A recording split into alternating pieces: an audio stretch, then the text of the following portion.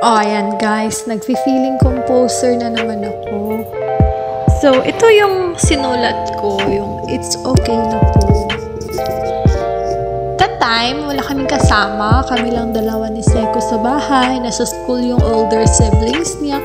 Tapos, yung husband ko naman nasa work. So, boring yung life. Kaya yun. Hindi naman kasi ako mahilig mag-TV. So, napakompose ulit. Anyways, palagi ko naman na talaga itong ginagawa. Especially kapag hindi matao yung paligid, yung ganun ba. Minsan nga kapag nasa labas ako, biglang may magpa-pop up sa isipan ko na, ay, ang ganda no na, face na ganun na.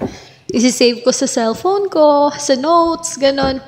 Minsan napapasulat pa ko sa, sa resibo, sa tissue.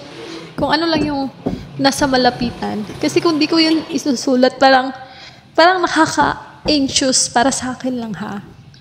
Meron akong ganung attitude. Kaya, pag may nagpa-pop up na mga phrases, mga ideas sa isip ko, agad-agad ko talagang isinusulat yun.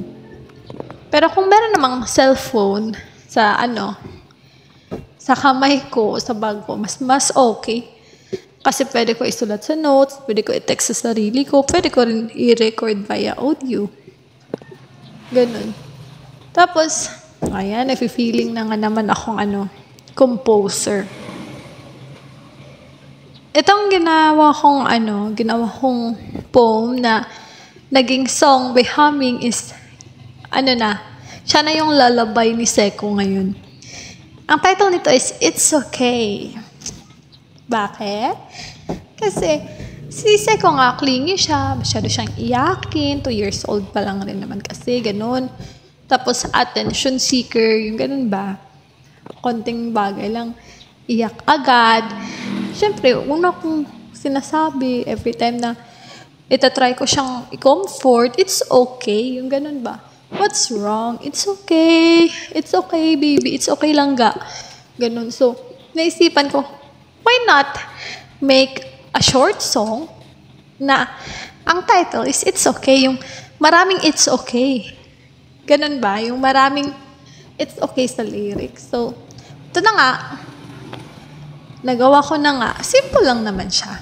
Simple na composition. Pero, masaya pa rin ako kasi meron na naman another add-on sa sa collection ko. Yan nga palang lubid na yan. Yan yung tali dun sa duyan niya.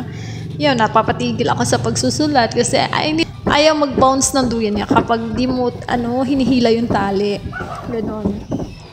O yan, sulat na naman, tulog na naman siya. Itong pagsusulat, this is also a therapy.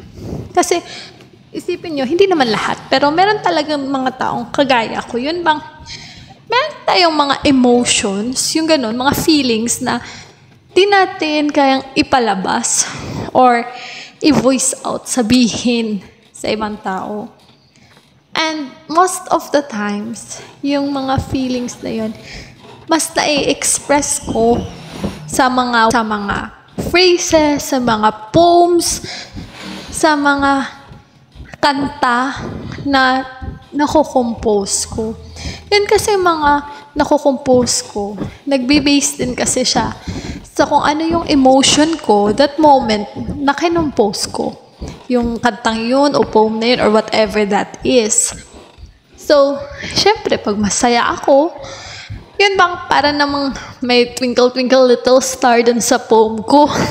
Ganun, hindi pero ganun talaga.